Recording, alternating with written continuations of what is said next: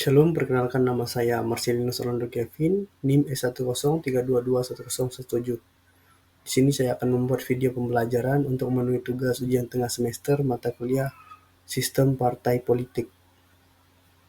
Di sini saya akan menjelaskan bagaimana sistem oligarki yang ada di dalam partai politik. Nah, sebelum kita masuk pembahasan, kita harus mengetahui apa itu oligarki. Oligarki adalah sistem politik di mana para pihak yang memerintah itu terdiri dari sejumlah orang atau sejumlah kelompok elit. Oligarki ini kekuasaannya dikendalikan oleh sedikit orang namun memiliki pengaruh yang sangat besar. Kemudian menurut Aristoteles, oligarki merupakan suatu bentuk pemerintahan yang dipegang oleh sekelompok cendekiawan demi kepentingan kelompoknya saja. Dia hanya memikirkan kelompoknya saja tanpa memikirkan kelompok yang lain atau orang-orang yang lainnya. Kemudian, mengapa suatu partai politik bisa masuk ke dalam oligarki? Yang pertama, ketua umum menjadi pemeran utama atau elit partai yang menjadi penentu. Kemudian yang kedua, aspek historis atau sejarah ataupun ideologis yang dianut partai tersebut. Kehadiran para figur penentu yang melahirkan oligarki juga disebabkan adanya ketergantungan finansial partai pada sumber keuangan dimiliki figur utama. Yang ketiga, kelembagaan partai yang belum sempurna.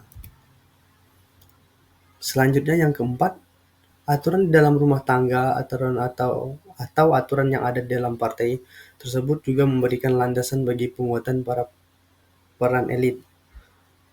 Dan yang terakhir, kelima, adanya faktor eksternal atau faktor dari luar yang juga bisa mempengaruhi aturan main terkait kepartaian dan kepemiluan, yang secara umum masih memberikan celah bagi partai-partai untuk membangun oligarki dalam dirinya. Nah, sistem kekuasaan oligarki partai politik itu tampil melalui kecenderungan pada sentralisasi kekuasaan. Dominasi yang dilakukan oleh elit partai, pragmatis, berlebihan atau oportunistik.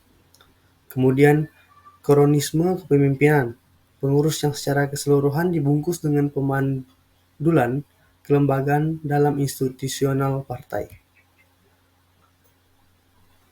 Nah, gurita oligarki dalam partai politik menguatkan asumsi bahwa partai politik gagal dalam melakukan fungsinya sebagai agregator demokrasi, fungsi rekrutmen dan kaderisasi yang bisa dibilang macet, dan partai politik lebih suka menggelar karpet merah atau memberikan jalan kepada pemburu kekuasaan yang memiliki modal uang yang sangat banyak atau miliaran rupiah.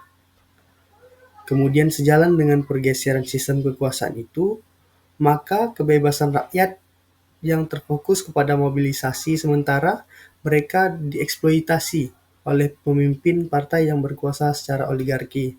Artinya masyarakat yang ingin bergabung itu memiliki keterbatasan, tidak bisa melakukan secara bebas. Nah, itulah sistem oligarki partai politik yang bisa saya sampaikan. Mohon maaf jika ada salah kata. Atas perhatiannya saya ucapkan terima kasih. Sampai jumpa.